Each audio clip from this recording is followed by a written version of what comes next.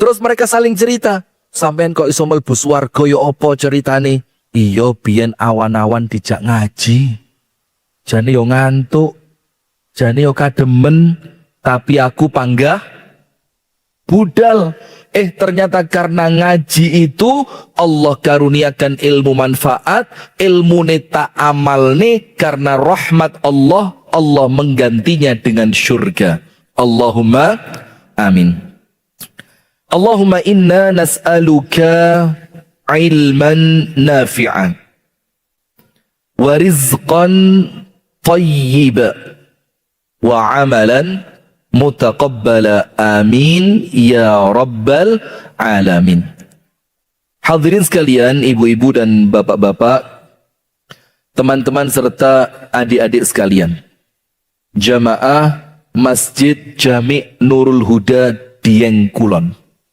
Ini kedatangan saya yang kedua atau tiga? Kedua nggih, yang kedua.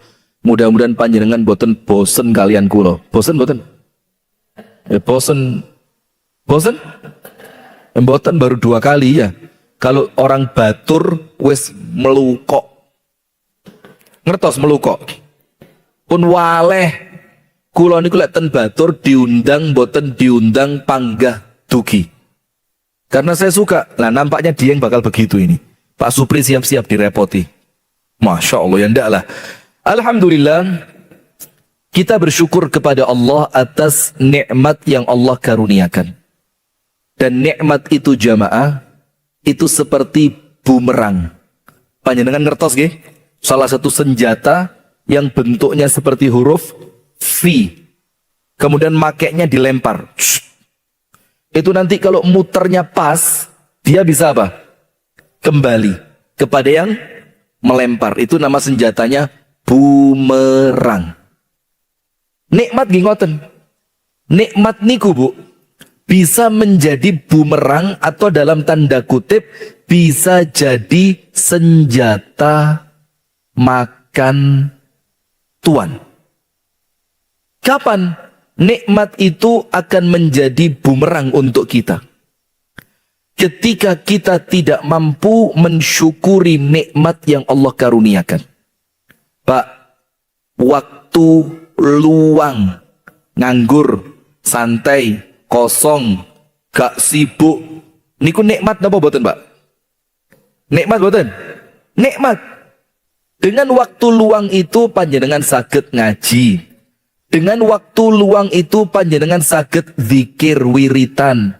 Dengan waktu luang itu panjenengan saged nambah istri. Nggih napa nggih?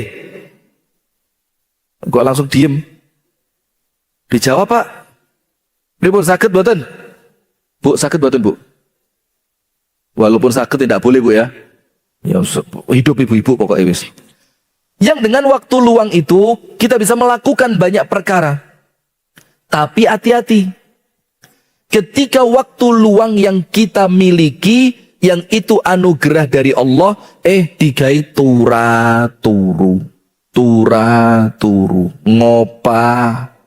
ngopi, apalagi HP. Kalau ibu-ibu Zumba. Di Dieng ada Zumba.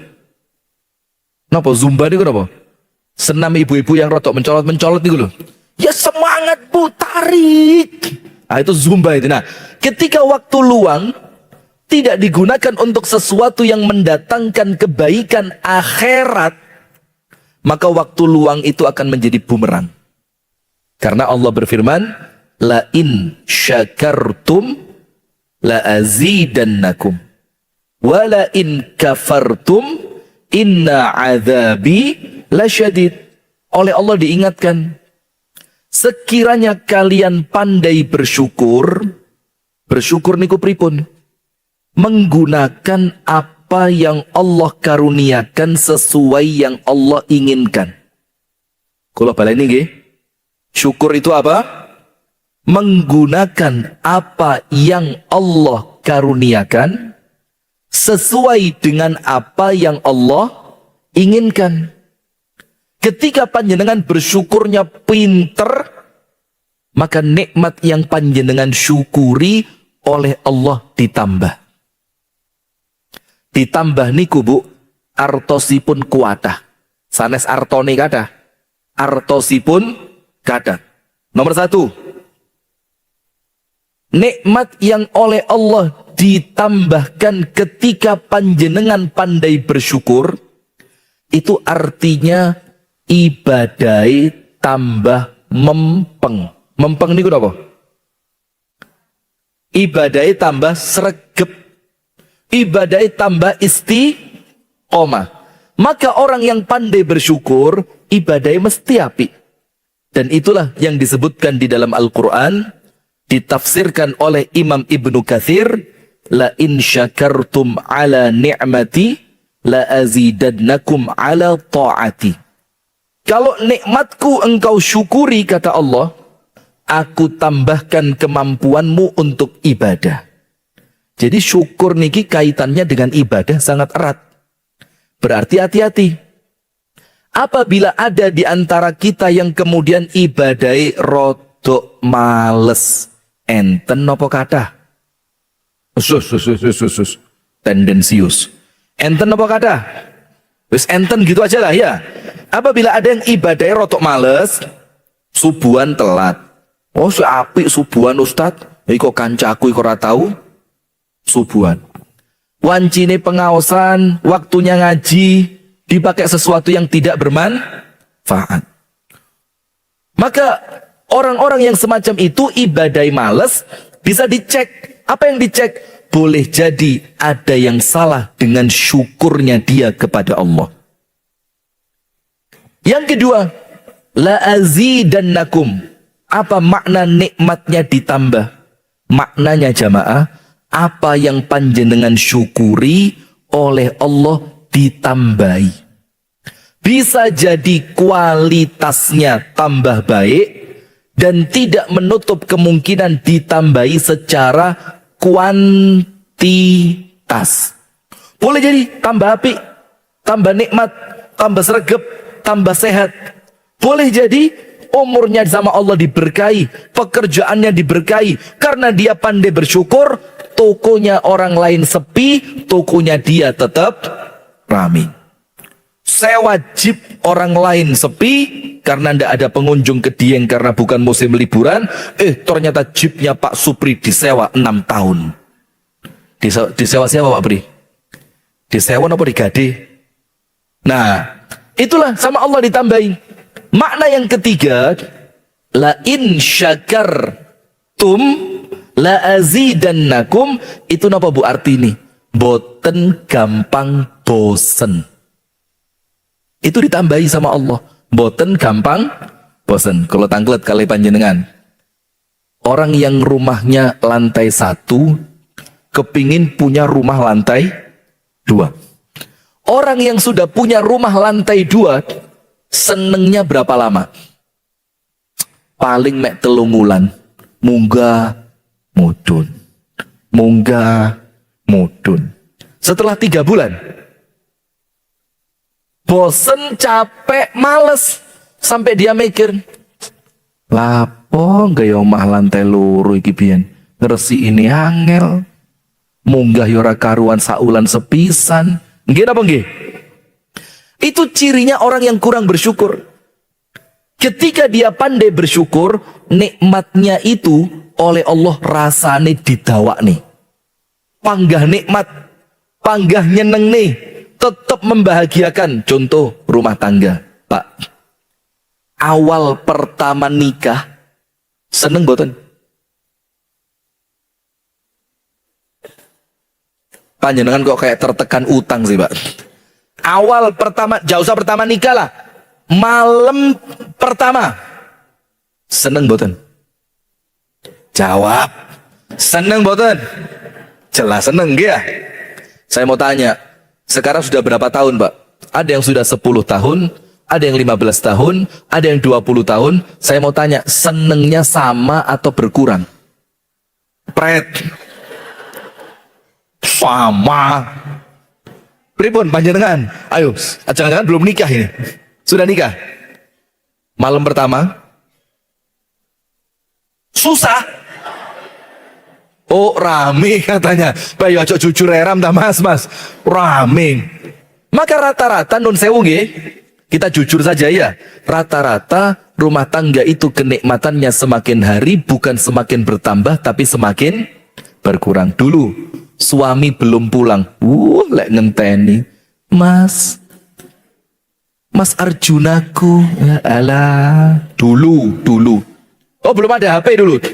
Oh ya sudah. Dinteni, dikangeni, digolei, nanti suami pulang senang, bahagia. Sekarang suami keluar rumah, mudah-mudahan rambalik. Ayo ada apa enggak? Ada perempuan, suaminya pergi, langsung telepon temennya, cepet ke rumah, anjing galak sudah pergi. Astagfirullahaladzim. Bapak-bapak nggih sami, alah sami mawon. Zaman dulu istri pulang ke rumah orang tuanya, merana. Sekarang lek perlu ndak minta pulang kita pulangkan kok. Ya, itu artinya ada yang berkurang dari nikmat tadi. Rasa nikmatnya tidak panjang. Rasa nikmatnya oleh Allah tidak ditambahi sehingga terasa hambar. Kenapa? Boleh jadi sebabnya karena kita lupa bersyukur. Bu, bersyukur enggak punya suami seperti beliau-beliau ini, Bu? Suami ini anugerah atau musibah, Bu? Musibah? Pak, jujur heram. Bales, Pak, bales. Pak, bahagia, Pak, dapat istri seperti beliau-beliau ini, Pak. Mereka ini anugerah apa musibah, Pak? Azab? La haula wala quwata illa. Padahal mereka enggak jawab loh, saya jawab sendiri. Nah, sudah. Maka la in syakartum la azidannakum, itu maknanya 3. Nomor 1, kalau syukur ibadahnya tambah mempeng, ibadahnya semakin rajin, semakin istiqomah. Nomor 2, apa yang panjenengan syukuri oleh Allah ditambahi, tambah sehat, tambah sugih, tambah ayu, tambah ganteng. Dan nikmat itu oleh Allah tidak akan dicabut. Dan yang terakhir, rasa senang dengan nikmat tadi, itu rasa senengnya dowo. Senengnya, bahagianya apa? Panjang. Orang punya mobil yang paling diimpikan. Pengen duwe mobil kayak Pak Supri. Apa mobilnya apa Pak Pri? Verosa. Nabung tinggal itu. Napa tinggal ini kenapa? Sedikit demi sedikit. Ngisi tabungan sampai uangnya cukup beli Verosa. Setelah Verosanya kebeli, tiap malam dilap. Kena debu disebul. Ada anak kecil sepeda pancalan, atine greget. Aduh, nabrak mobilku ini kok. Rasa senang seperti itu, Bu. Kalau syukurnya tidak benar, tidak akan bertahan lama. Wes untuk setahun, 2 tahun, bosen. Gini apa nggih? Nah, maka supaya bosennya tidak datang, senenge dowo, harus pandai bersyukur. Salawat beriring salam semoga tercurahkan kepada uswah kita, suri tauladan kita dan kekasih kita bersama, Nabi besar, Nabi agung, An-Nabi Muhammad sallallahu alaihi wasallam. Hadirin sekalian, sebagai pembuka, saya kalau ceramah di siang itu, Bu, memang saya paham lah, siang itu kan waktu yang kurang ideal ya. Kadang-kadang mulai kalau tidak begitu mulat-mulet. Nah, maka materinya yang singkat, padat, jelas, simple, gampang, penak dirungokne, iso diamal nih. Setuju mboten? Sekarang sebagai pembuka, saya mau menceritakan kepada panjenengan makna bismillah dan alhamdulillah. Bismillah niku jamaah adalah ucapan orang yang beriman kepada Allah.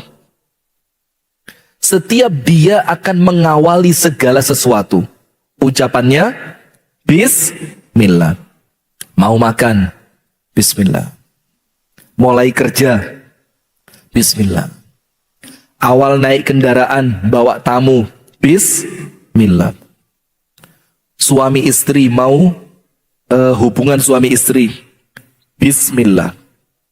Nganter anak ke sekolah, bismillah. Nganter anak mau kuliah, bismillah. Semuanya bismillah. Dan bismillah ini panjenengan angen-angen memiliki dua makna besar. Berapa makna, Bu? Pinten, Bu? Dua. Berapa, Pak? Dua. Yang pertama, bismillah itu niat. Bismillah itu apa? Niat. Disinilah pentingnya kita ngerti bismillah itu tauhid. Bismillah itu lurus kepada Allah. Bismillah itu menjadikan kita niate ketoto. Bismillah itu menjadikan kita ngerti saya mengamalkan ini untuk Allah. Saya melakukan ini dalam rangka mencari ridha dari Allah. Saya melakukannya ikhlas karena Allah. Maka ketika panjenengan akan melakukan sesuatu, bismillahnya lebok neten jerone hati. Supaya niate ketoto, tauhidnya lurus, maka amal tersebut oleh Allah diterima.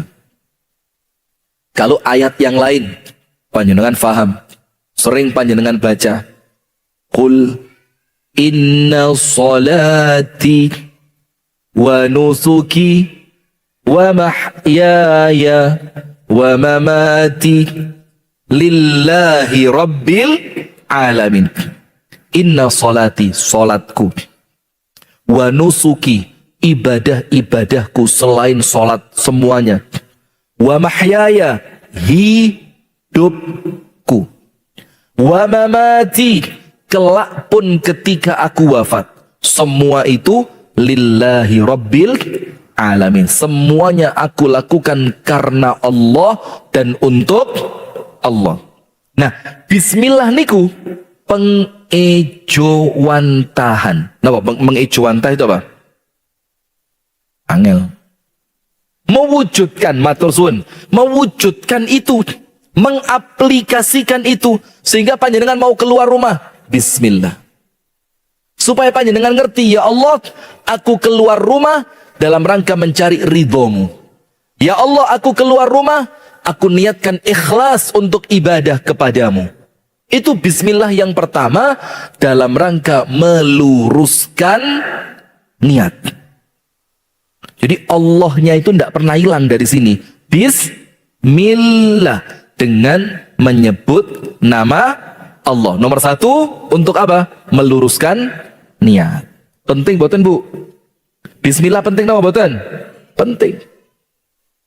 Makna besar yang kedua, bismillah itu untuk narik pertolongan dari Allah. Untuk narik pertolongan dari Allah. Sehingga ketika panjenengan melakukan sesuatu, terus panjenengan ucapkan bismillah dengan menyebut nama Allah. Itu artinya jamaah, panjenengan niku ngomong kalian Gusti Allah, Gusti Allah, kula badhe ngamalaken titik-titik. Panjenengan tulungi kula nggih. Panjenengan gampang nggih. Panjenengan sukseskan nggih. Panjenengan mudahkan nggih. Itu makna bismillah. Jadi panjenengan melibatkan Allah. Paham boten? Paham boten? Melibatkan Allah. Itulah kenapa ada satu hadis, banyak disebut di tempat kita hadis ini. Apa hadisnya? Kullu amrin dzibalin la yubda'u bi bismillahi fahuwa abtar. Semua perbuatan, semua urusan yang tidak diawali bismillah, maka perbuatan itu amalan itu, aktivitas itu terputus dari pertolongan Allah. Oh, bahaya Pak. Maka nun sewu, kalau keluar rumah biar ndak diganggu setan, kan ada doanya. Nopo dungone?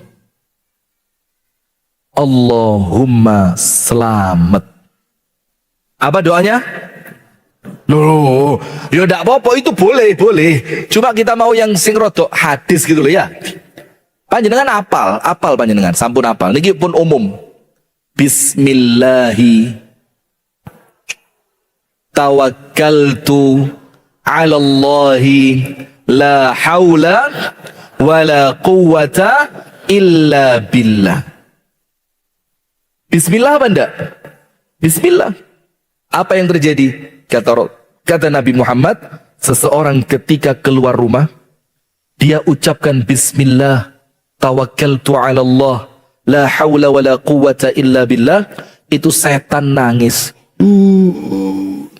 Bukan saya setannya, jangan dilihat ke sini.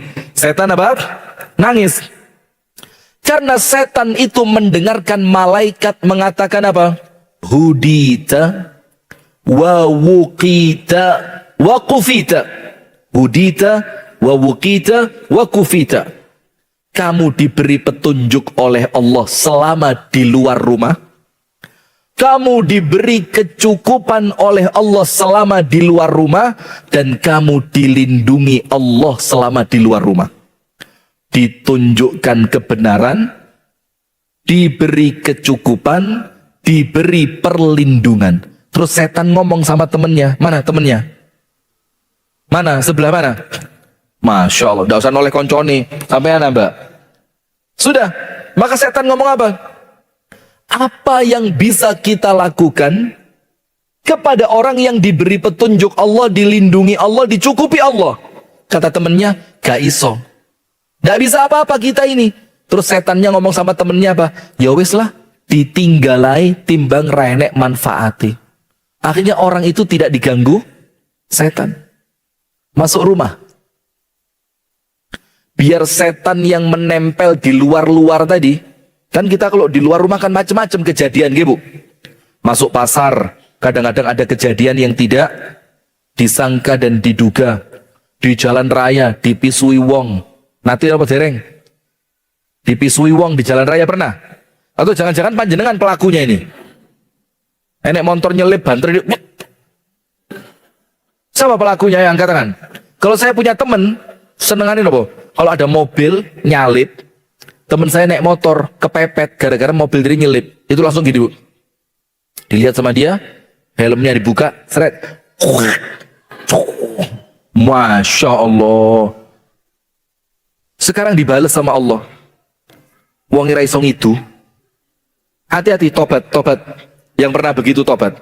Daripada nanti panjenengan tak iso itu, ngiler tok. Bapak-bapak nanti Pak ngidoni sopir-sopir mobil itu. Di ngidoni apa didoni? Masya Allah, yes. Seimbang lah ya. Maka ketika masuk ke rumah, biar setan yang sempat nempel itu gogrok. Gogrok itu apa? Paham gak? Rontok, berjatuhan, tidak ikut masuk ke dalam rumah. Maka ucapkan apa doa masuk rumah? Bismillah. Setan kabur. Ditolong sama Allah panjenengan. Penting bismillah itu. Terus setannya ngomong apa? Beuh, ndak dapat tempat tidur kita malam hari ini. Terus ketika orang yang di dalam rumah itu mau makan, yang mau makan itu bilang bismillah. Apa yang terjadi? Kata setannya, waduh, malam ini keluwen, ngeleh, ndak dapat makan. Karena orang yang mau makan itu saya tidak bisa ikut, karena dia mengawali makannya dengan bismillah. Ketika dia mau kumpul sama istrinya, dibaca bismillah. Kata setannya apa? Waduh, tidak bisa ikut merasakan kenik. Apalane anak-anak PAUD. Loh bukan. Bismillah itu penting. Bismillah itu penting. Panjenengan tahu ceritanya Ashabul Ukhdud.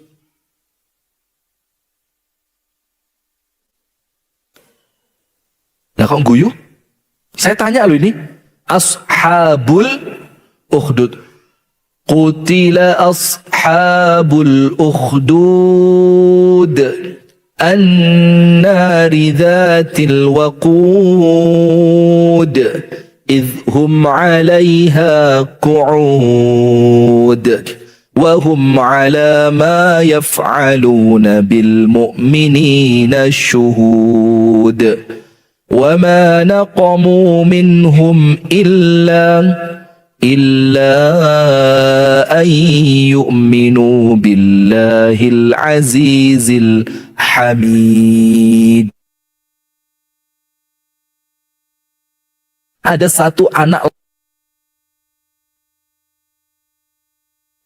sihir. Diajari apa? Sihir. Ketika diajari sihir, pas melaku datang ke guru sihir, masuk gua. Ternyata di gua ada seorang ahli ibadah. Sama ahli ibadah diberitahu, Mas, sihir itu dosa. Sihir itu haram. Anak muda itu bingung, waduh, saya disuruh raja belajar sihir. Lah kok saya dapat ilmu sihir itu dosa? Bingung dia.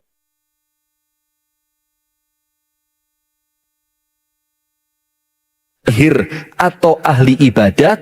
Pas dia berangkat, ada binatang besar pol.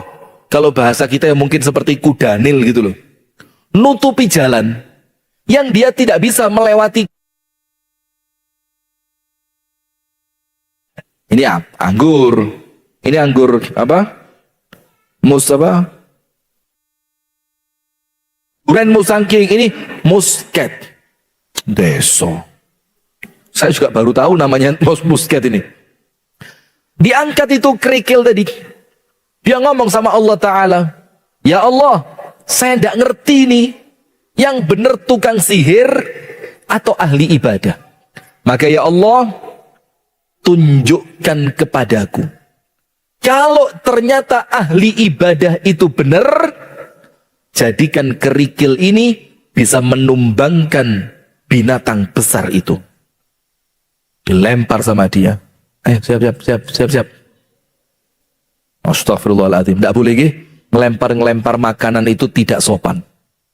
Jadi makanan itu tidak boleh dilempar. Dilempar begini, begitu, dari atas panggung melempar, tidak boleh. Haram. Selain makanannya tidak boleh dilempar, ngeregani menungso. Apa nggih? Lu mosok dikai jeruk, dikai anggur, dikai apel, kok carane diuncal nih, paham boten? Sampai mana tadi? Ya, dilempar sama anak kecil itu, tung. Ternyata dengan kerikil kecil tadi, itu binatang besar terguling. Maka dia mikir, oh berarti yang betul siapa? Ahli ibadah. Dia tidak mau lagi belajar sihir. Sampai akhirnya rajanya murka. Rajanya murka. Sama raja dihukum. Dikumpulkan seluruh manusia, itu anak dipanah dari jauh. Subhanallah bu. Dipanah yang pertama, ini yang ngelihat buahnya. Duk. Kena. Tapi gak tembus blas. Dung, jatuh. Gak terima rojone. Diambilkan panah yang lebih kuat lagi. Ditarik, sret, dilempar, duk, tetap pas, tapi tidak bisa tembus, tidak melukai sedikit pun, duk. Terus anak muda tadi ngomong begini, raja, kalau panjenengan mau membunuh saya, tak kasih tahu caranya. Ya apa? Kate dipateni malah dikandani, coroni. Ini kan kurang baik apa ini orang? Bagaimana itu? Ucapkan bismillah. Maka panahmu itu akan menembus ke dalam jantungku dan aku akan mati. Rojone izin. Maka bismillahnya pelan. Tarik, sret. Kena. Sama seperti yang pertama dan kedua. tidak melukai sedikit pun. Kata anak kecil tadi apa? Hulam namanya. Raja, bacanya yang keras. Biar semua orang yang mendengar tahu bahwa engkau mengucapkan dengan menyebut nama Allah. Sehingga mereka tahu kamu itu bukan Tuhan, tapi Tuhan itu adalah Allah. Akhirnya mau tidak mau, raja mengucapkan bismillah dengan keras. Kata raja, bismillah. Ditarik panahnya dan anak muda itu mati seketika. Orang-orang yang melihat, Bu, langsung, loh, ternyata anak muda itu benar. Dia memberitahu raja cara membunuhnya, ternyata manjur. Berarti Tuhan yang betul adalah Allah. Langsung bareng masuk Islam semua. Apa yang terjadi? Raja ngamuk. Bukan raja Jawa, raja yang di zaman ini. Rajanya ngamuk. Setelah rajanya ngamuk, dikeduk tanah sebesar-besarnya, seluas-luasnya, sedalam-dalamnya. Semua orang yang telah masuk Islam dimasukkan ke tanah tadi, kemudian dilempari pakai kayu bakar, dan kayu bakarnya dinyalakan, mereka dikubur hidup-hidup. Nah, itu ucapan bismillah. Penting boten? Jadi panjenengan dagang iki gagal, dagang iku gagal.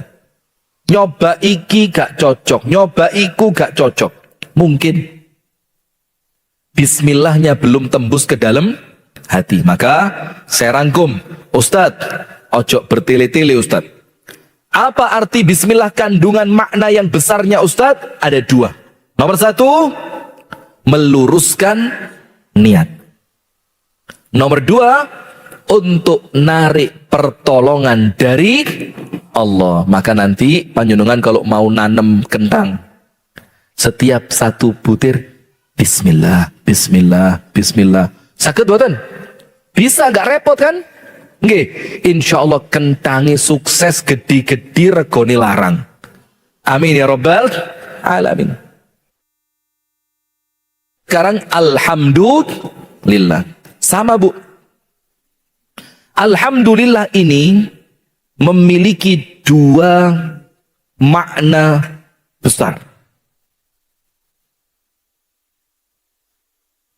Alhamdulillah, segala puji bagi Allah. Itu biasa dibaca kapan? Kapan? Setelah selesai dari aktivitas. Selesai makan, limbuh, alhamdulillah. Minum, selesai minum, alhamdulillah. Selesai kerja, alhamdulillah. Ujiannya lancar, alhamdulillah.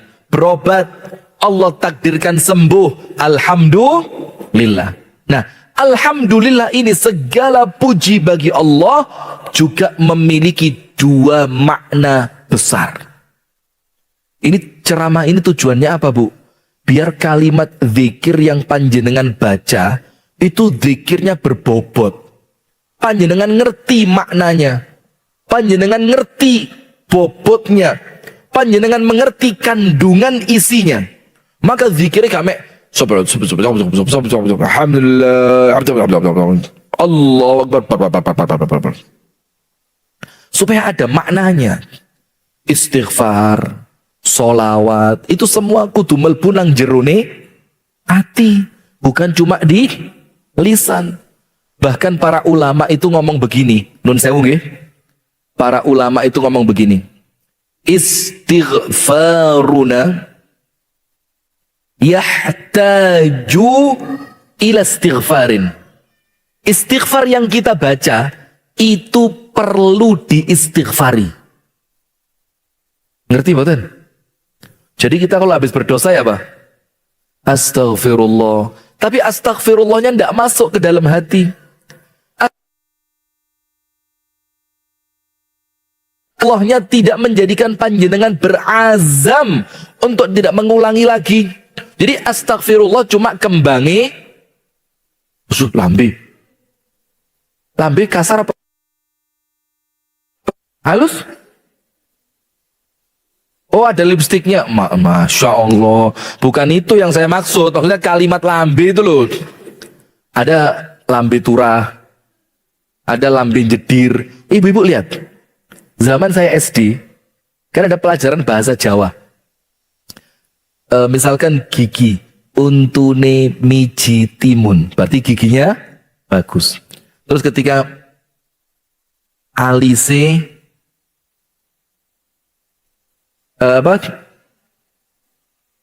ya itulah, lupa saya. Ketika ngomong bibir yang baik di zaman saya SD itu yang tipis, api tipis. Sekarang enggak, lek gak jedir gak api. Saya wong wedok sampai kalau pakai lipstick itu diunggah nih titik, shred. Yang bawah diduk nih, shred. Cek ketok, jedir katanya tambah apa katanya? Ini mbah-mbah gak paham ya apa jadi ustaz. Nah, panjenengan buka Instagram mbah, kula buka kena.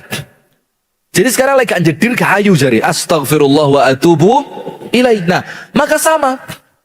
Istighfar yang kita sampaikan, yang kita baca dengan harapan Allah ampuni dosa kita. Ternyata istighfar kita itu menurut ulama, istighfarmu perlu diistighfari. Artinya apa? Kita ini istighfar, tapi istighfar kita memunculkan dosa. Loh, kok iso istighfar kok tambah dosa? Iya, wong istighfari guyon, istighfarnya ndak serius, istighfarnya meremehkan dosa, istighfarnya itu menganggap Allah itu gampangan. Na'udzubillah min dzalik. Nah, sama Bu seperti alhamdulillah. Kalau ucapan alhamdulillah ini panjenengan ngerti isi kandungan maknanya, maka alhamdulillah panjenengan itu semakin berbobot. Nggih apa nggih, Pak? Pak, paham nggih? Wis Bapak-bapak sing Masya Allah. Tapi saya matur suwun panjenengan kersa rawuh itu sudah Masya Allah, alhamdulillah. Mudah-mudahan nanti ke depannya bisa semakin istiqomah, semakin. Maka alhamdulillah memiliki dua makna besar. Memiliki apa?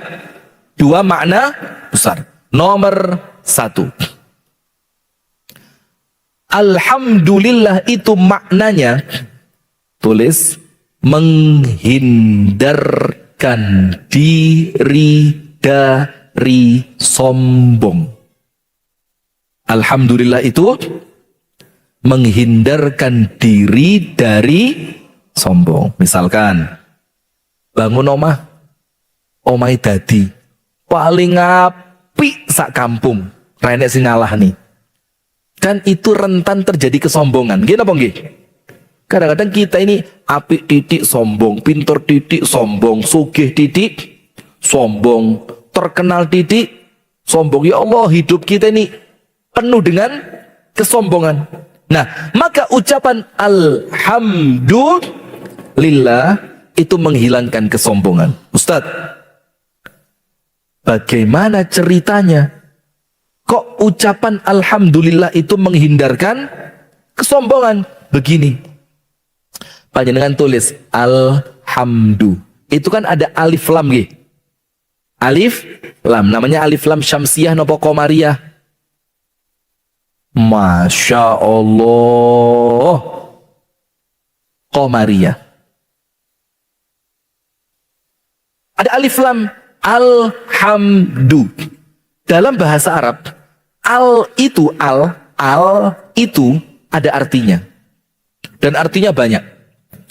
Di dalam kalimat alhamdulillah, alnya, angel eram ngomong ya, alnya itu artinya apa? Listighraq al-jins, mencakup segala bentuk pujian.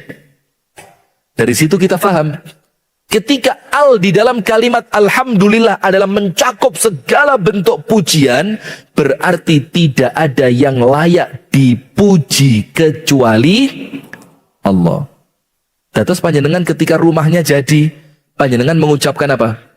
Alhamdulillah. Maksudnya apa? Semua ini karena pertolongan Allah, bukan karena kemampuan saya, bukan karena saya punya uang, bukan karena saya kuat, bukan karena saya hebat, tapi semua ini karena pertolongan Allah. Maka yang layak dipuji atas suksesnya pembangunan rumah ini bukan saya tapi Allah.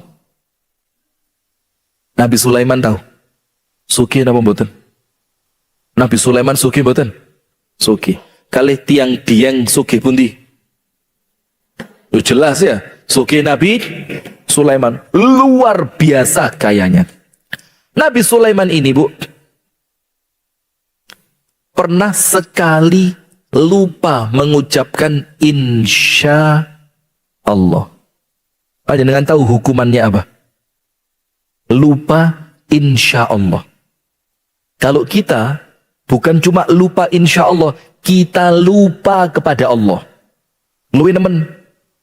Bahkan bukan cuma lupa, kita meniadakan Allah. Seakan-akan Allah itu tidak ada. Wis aku. Sukses aku, pinter aku, berhasil aku, sugih aku. Wah, Masya Allah. Panjenengan tahu, Bu, dalam Quran aku itu cuma 3. Dalam Quran aku itu ada berapa? 3. Yang nomor 1, aku di dalam Al-Quran itu Allah Ta'ala, Allah Subhanahu wa Ta'ala. Sekarang saya mau tanya, kalau yang mengatakan adalah Allah pantes napa boten? Pantes, karena Allah pemilik alam semesta. Wa ana rabbukum fa'budun. Dan aku, kata Allah, adalah Tuhan kalian, maka sembahlah aku. Itu Allah. Yang kedua, setan. Yang kedua, setan. Nanti panjenengan pilih. Kalau panjenengan ngomong aku, panjenengan termasuk nomor 1, 2, apa 3? Nomor 1 siapa tadi? Allah. Jelas gak mungkin. Nomor 2 sinten? Setan. Setan itu ngomong apa? Ana khairun minhu. Aku luwih apik tinimbang sampean. Aku sombong, kroso awake luwih apik tinimbang wong liya. Setan nomor 2, aku. Nomor 3, Fir'aun. Sinten? Fir'aun. Fir'aun mengatakan apa? Ana rabbukumul a'la. Akulah Tuhan kalian yang paling tinggi. Nah, selain 3 ini tidak ada. Maka kalau panjenengan lah kok seneng akon-akon dengan kalimat aku, panjenengan pilih. Panjenengan Allah atau setan atau Fir'aun, yang mana? Gak usah guyang-guyuh. Yang mana? Yang mana? Allah tidak mungkin. Fir'aun wis mati. Sisa siapa? Ala haula wala quwata illa billah. Ya medeni. Maka seperti ini, Pak, nun sewu nggih. Kita bangun masjid, jangan sampai muncul iki lek ora aku ya ora dadi. Bikin sekolahan, iki lek kutuk bapakku ya ora iso. Kemudian apa lagi? Dapat juara. Nah, ngene iki lek kutuk anakku. Nah, maka akunya ini aku siapa? Na'udzubillah min dzalik. Balik Nabi Sulaiman. Nabi Sulaiman ini ketika punya istri 99. Pak Supri? Kalau panjenengan 1 jauh lebih baik. Oke. Kalau laki-laki sekarang, dawuhnya Imam Syafi'i, napa dawuhe Imam Syafi'i? Wa ana uhibbu an yakuna lirrajuli imra'atan wahidah. Imam Syafi'i mengatakan, saya, kata Imam Syafi'i, lebih seneng kalau laki-laki itu istrinya hanya 1. Hidup Imam Syafi'i. Terus ibu-ibu, kalau ditanya, Anda fikihnya apa? Syafi'i. Kenapa? Karena laki-laki istrinya hanya boleh hidup Imam Syafi'i. Bapak-bapak jangan khawatir, Pak, tak belani, Pak. Dalam fikih Syafi'i, Pak, kewajiban suami membelikan baju untuk istrinya setahun cuma 2 kali. Hidup Imam Syafi'i. Setahun cuma 2 kali, Pak. Dados beli pakaian itu 6 bulan sepisan. Pripun? Syafi'i boten? Langsung boten nih? Pak Syafi'i Pak nggih. Setahun cuma 2 kali Pak. Karena di zaman Imam Syafi'i diukur pakaian itu rusak setelah digunakan sekian bulan. Setelah diukur, dicek, dites segala macam, maka dalam fikih Syafi'i yang wajib hanya setahun berapa kali? 2 kali. Itu wajib. Yang sunnah seminggu 2 kali. Hidup Imam Syafi'i. Yang guyu. Sudah lanjut. Nabi Sulaiman ketika akan mengumpuli istrinya 99 tadi, Nabi Sulaiman bilang apa? Ini loh Bu, lupa bismillah tadi. Lali insya Allah tadi. Lupa menyertakan Allah. Kata Nabi Sulaiman, nanti malam saya mau tak gilir. Dan pasti semuanya hamil. Dan pasti anaknya 99 akan menjadi pejuang. Lupa mengucapkan insya Allah. Oleh Allah dihukum. Apa hukumannya? Tidak satu pun dari istrinya yang hamil. Kayaknya sing tadi. Kecuali cuma 1. Itu pun ketika anaknya lahir, nisfus sobi, separuh. Ngerti mboten separuh? Separuh itu kalau bahasa gampangnya nun sewu nggih, cacat. Anaknya tidak sempurna. Kenapa? Allah menghukum karena dia lupa mengucapkan insya Allah. Nah, maka kalimat bismillah tadi Bu, itu gak enteng Bu. Itu menyertakan Allah. Nah sekarang ketika alhamdulillah pun sama. Ketika panjenengan dapat nikmat alhamdulillah, itu panjenengan menganggap ya Allah, nikmat ini tidak mungkin datang kecuali atas pertolongan Allah. Maka yang pantas dipuji hanya Allah. Maka hati-hati Bu. Pujian itu pembunuh berdarah dingin. Hati-hati, ojo seneng kakean dilem. Ya ngerti dilem ya? Dilem apa dilem? Dilem ya? Dalem. Di alam ya. Jangan banyak seneng di alam. Hati-hati. Jangan banyak seneng dipuji. Karena apa? Itu bisa membinasakan. Nah sekarang lihat. Balik Nabi Sulaiman. Dapat kekayaan luar biasa. Kerajaannya tidak pernah dimiliki oleh orang sebelumnya dan setelahnya. Berarti secara sejarah dunia Bu, Nabi Sulaiman itu raja terkaya. Masya Allah. Masuk. You know Elon Musk, pengusaha dari Amerika itu, yang usahanya sekarang salah satunya kendaraan listrik, itu jadi orang kaya nomor 1 di dunia sekarang. Dia nomor 1, nomor 2-nya jomplang. Waduh jarai. Saking sugi Elon Musk. Itu sama Nabi Sulaiman, tidak ada seujung kuku. Nah, sudah. Ketika Nabi Sulaiman alaihi salam itu mendapatkan kenikmatan yang luar biasa, apa yang terjadi? Nabi Sulaiman mengatakan, hadza min fadli rabbi. Semua ini kekayaan, kesuksesan, kejayaan, jabatan yang aku min fadli rabbi. Semuanya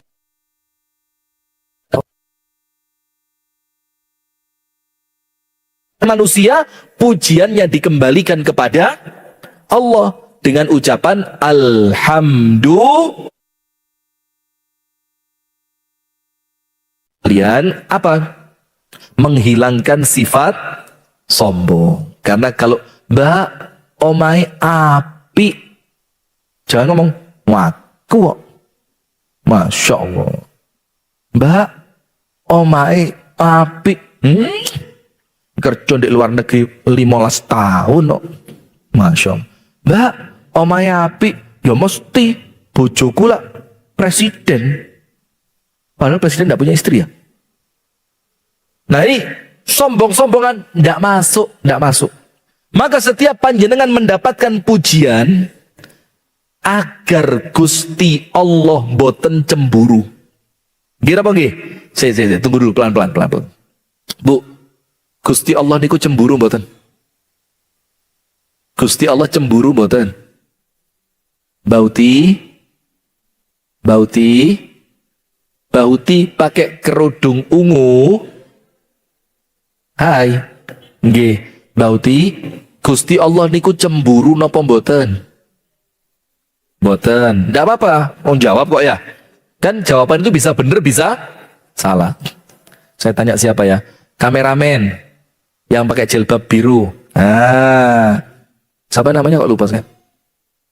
Sita, Mbak Sita. Gusti langsung kabur. Balik. Takut ditanya kabur dia. Mbak Sita, Gusti Allah cemburu mboten? Nah, cemburu. Berarti ada dua jawaban sekarang. Ndak apa-apa. Yang betul, Gusti Allah itu punya sifat cemburu. Ketika Allah cemburu, begini Bu, panjenengan senden, ngertos nggih senden? Ketika panjenengan dengan sendenan tadi panjenengan lupa kepada Allah, maka Allah akan cemburu dengan sendenan panjenengan. Loh, sing ngewenehi sendenan yo aku. Lah kok sing dilem kudu aku tapi sendenane. Maka Allah cemburu. Ketika Allah cemburu apa? Itu sendenan sama Allah dihilangkan. Panjenengan jelungup. Seperti itu. Maka Allah tidak mau dibikin cemburu. Nabi Sulaiman ngerti. Ketika nikmat itu datang, apa yang terjadi? Nabi Sulaiman mengembalikan pujiannya kepada Allah. Supaya Allah tidak cemburu, nikmat panjenengan boten dirusak, boten dicabut. Allahumma amin. Nah maka supaya tidak sombong. Wis cek gak? Sombong. Orang yang sombong itu Bu, lupa diri. Ada seorang anaknya raja. Ini kisah. Setiap dia lewat, semua orang yang dilewati olehnya harus berdiri, kemudian menundukkan kepala. Suatu hari, anaknya raja itu lewat di depan ulama. Seorang yang alim. Maka orang lain berdiri, ulama tersebut boten kerso berdiri. Lalu anaknya raja ini ngamuk. Wait, ata'rifu man ana? Kamu tahu saya siapa? Kata ulamanya apa? Ya justru karena saya tahu kamu siapa, maka saya tidak berdiri. Ngamuk dia. Dia bilang, kalau kamu ngaku kamu tahu saya siapa, jelaskan. Man ana? Cerita aku ini sopo coba. Dibilang apa? Anta awwaluka nutfah. Kamu itu awalmu air mani yang menjijikkan. Kamu. Wal'an fi batnika qadhirah. Dan sekarang di perutmu nyimpen kotoran. Kamu. Wa idza mitta tasirul jifa al-atina. Dan kalau kamu mati, kamu jadi bangkai yang baunya busuk. Yaitu kamu. Ini treatmentnya para ulama biar orang-orang yang sombong itu hilang sombongi.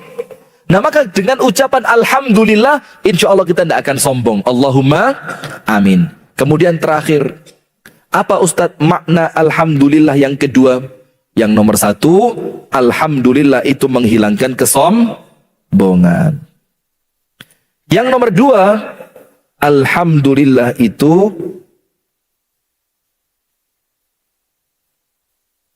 bentuk syukur. Bentuk syukur. Nah, kalau panjenengan pinter bersyukur Bu, ini kan rata-rata yang orang dengar apa? Orang yang bersyukur nikmatnya ditambah. Ada yang lain. Ada yang lain. Panjenengan buka mangke wangsul, panjenengan tulis rumiyin di dalam Al-Quran. Allah Ta'ala berfirman, di dalam surah An-Nisa 147. 140. Saya kemarin dari Situkung. Tahu nggih Situkung? Situkung mana? Men. Pandanarum. Itu kan 8 bulan yang lalu terjadi apa? Tanah longsor besar. Nah sudah, maka hati-hati Bu. Kadang-kadang bencana itu datangnya tidak disangka dan diduga. Tapi mugi-mugi saya doakan, kita doa bareng-bareng, panjenengan semuanya selamat dunia akhirat. Nah, kuncinya syukur. Dalam An-Nisa 147 Allah berfirman, "Ma yaf'alullahu bi'adzabikum." Allah tidak akan mengazab kalian. Wis kaenek. Aman, adem, ayem, tentrem, madep. Madep mantep. Aman insya Allah. Dieng ini aman, tidak ada bencana, tidak ada longsor, tidak ada gempa, tidak ada banjir. Allahumma amin. Apa syaratnya? Ma yaf'alullahu bi'adzabikum in syakartum. Allah tidak akan menurunkan bencana selama orang-orang itu senantiasa bersyukur. Lah berarti alhamdulillah itu ungkapan syukur. Kalau panjenengan misalkan dapat rezeki, alhamdulillah. Panjenengan punya keluarga bahagia, alhamdulillah. Panjenengan mendapatkan anak turun yang solihin dan solihat, alhamdulillah. Panen kentangi berlimpah, alhamdulillah. Sewan mobil jeep laris, alhamdulillah. Maka dengan ungkapan alhamdulillah ini bentuk syukur. Kalau syukurnya panjenengan tenanan, syukurnya baik, dalam surat An-Nisa 147, maka Allah tidak akan menurunkan azab. Allah tidak akan menurunkan bencana di suatu tempat yang penduduknya pandai bersyukur. Maka dengan itu, masyarakat Jawa ini alhamdulillah, dikit-dikit syukuran, dikit-dikit selamatan, bagus.